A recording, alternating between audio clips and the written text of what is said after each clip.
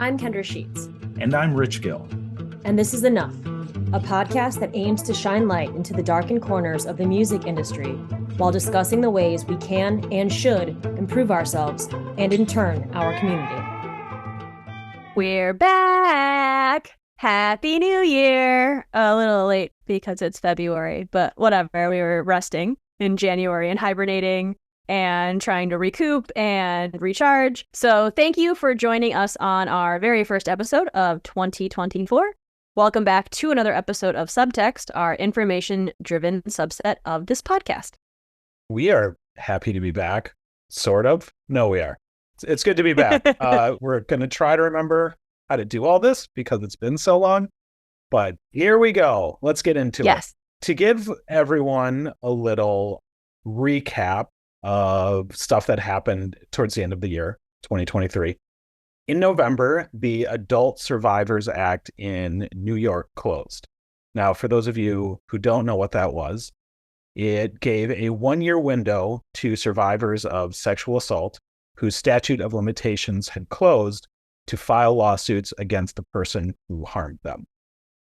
Because of that, a number of allegations and lawsuits were levied against musicians in November, including Justin Sane of Anti-Flag, Axl Rose of Guns N' Roses, and today's subject, Sean Combs, better known as Puff Daddy, P. Diddy, or just plain old Diddy. But before we dive in, let's share a little bit about who Diddy is, how he got his start, why he's been such a heavy hitter in the hip-hop game for more than 30 years, all of that, getting to know you business. Let's get that out of the way. So his career started as a talent director at Uptown Records, where he worked with artists such as Jodeci and Mary J. Blige.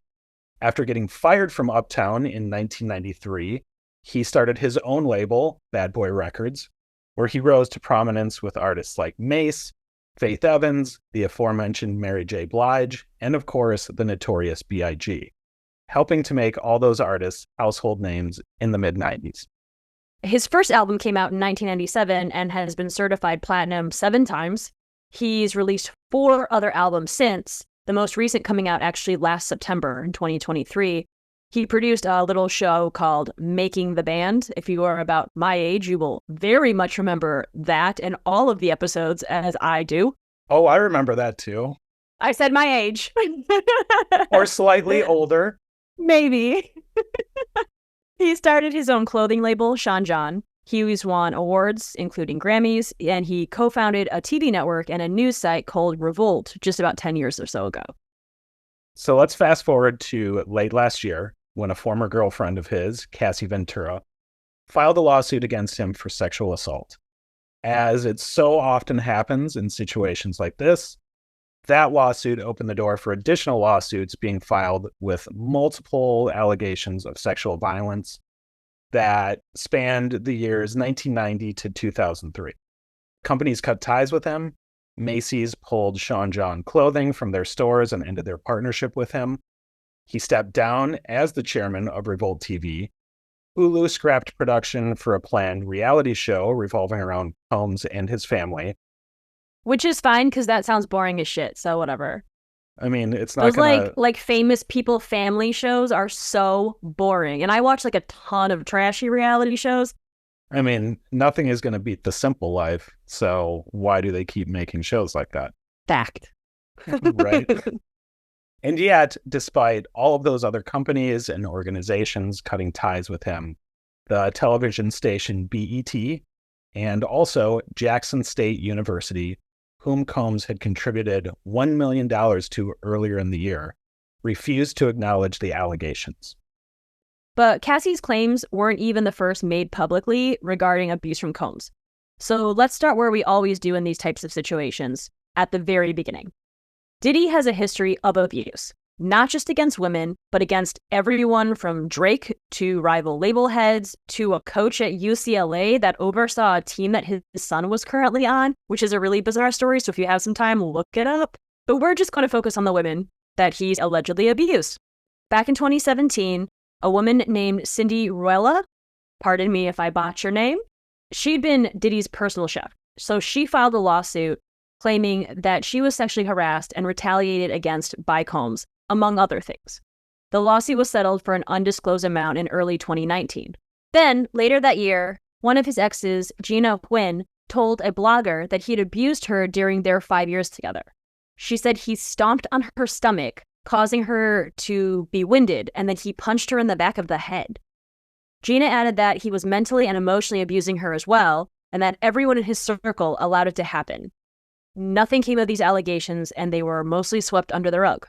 So fast forward to 4 years later, November 16th of last year, Cassie Ventura files her lawsuit against Diddy, which alleged that he raped her in 2018, abused her, intimidated her, and forced her to have sex with male escorts while he watched.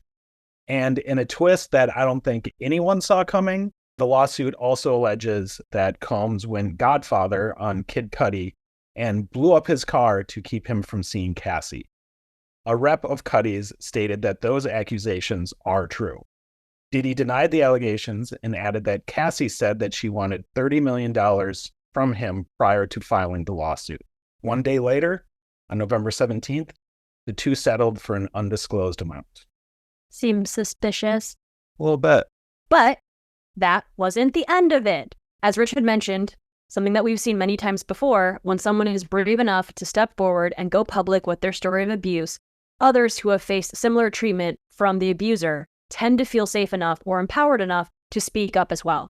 5 days after that settlement with Cassie, a Jane Doe, who was a former Syracuse University student, filed a lawsuit stating that back in 1991, Combs took her to dinner in New York.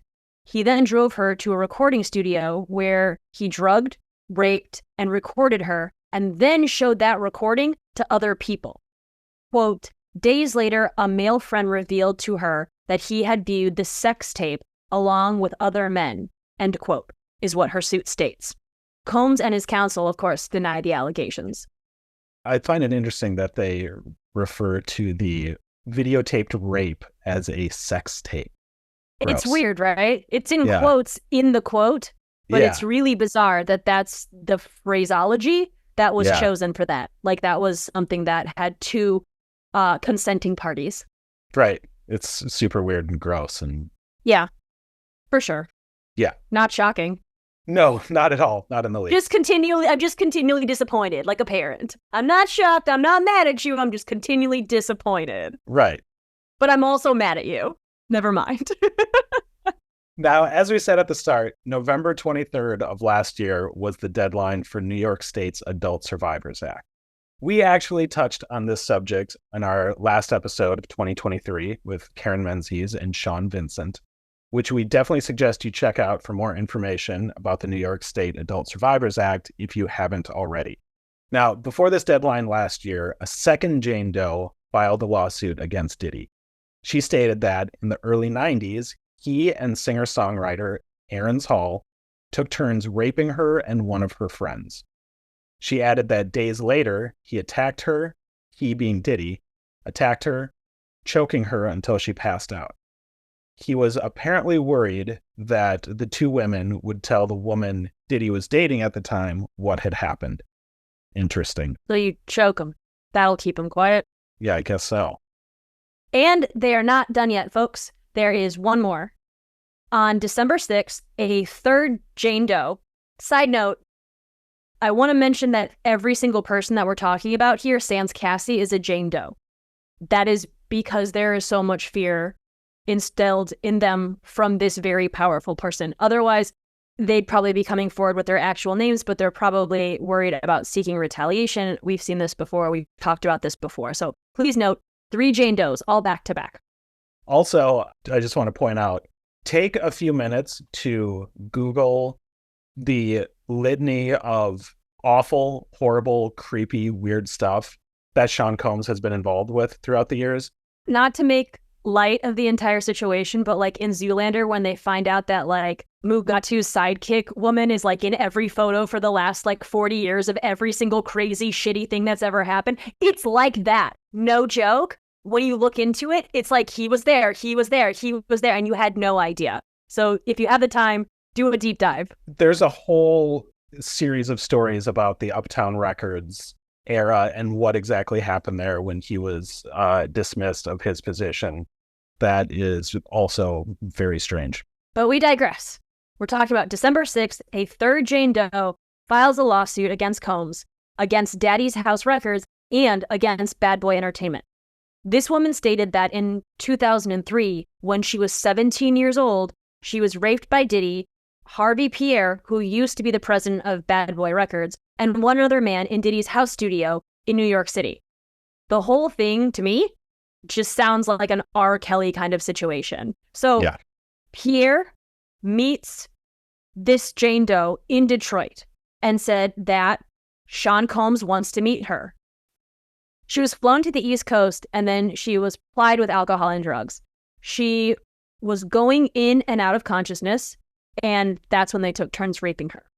But she stated that Diddy assaulted her first and then watched the other two men have their turns, which seems to pair well with some big cuck energy that if you read into some of these lawsuits, this happens a lot with him. It seems to be his thing. It happens more than once. It seems a little strange. And if you're into it, no one's trying to yuck your yum unless you're this guy because he's a piece of shit. So fuck you.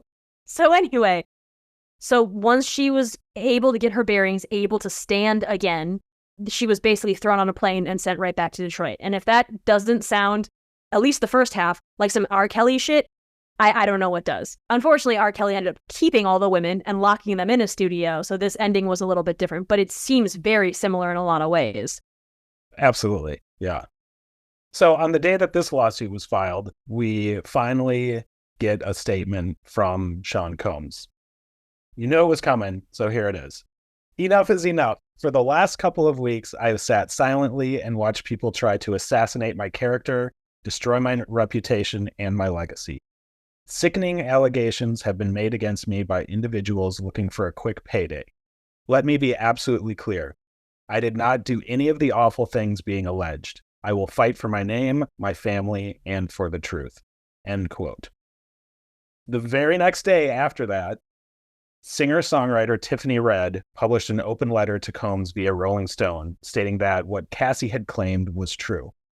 She discussed the party where Diddy allegedly separated Cassie from her friends and said that when they returned, they appeared intoxicated and that Combs was verbally abusive to both of them. She added that Cassie later told her that he had made her have a quote-unquote freak-off in which she described the sex with the male escort. Weird. So, where are we at with all of this right now? A few of the lawsuits have been settled, as we talked about, for likely a very large monetary amount. Hush money's real, y'all. We've seen it in a number of these cases. Others are still working their way through the courts and the legal system. But if Diddy's history is any example of what is to come next, there will be more altercations, more violence, more people coming forward, and likely more suits settled out of court. Enough is a podcast centering on surviving abuse, harassment, and assault in the music scene. To help get the word out, please like and subscribe and share with your friends. If you have been on the receiving end of harm from someone, be it artist, venue owner, booking agent, audience member, or someone else, and would like to share your story on a future episode, please reach out to us at thisisenoughpodcast@gmail.com. All correspondences are kept confidential.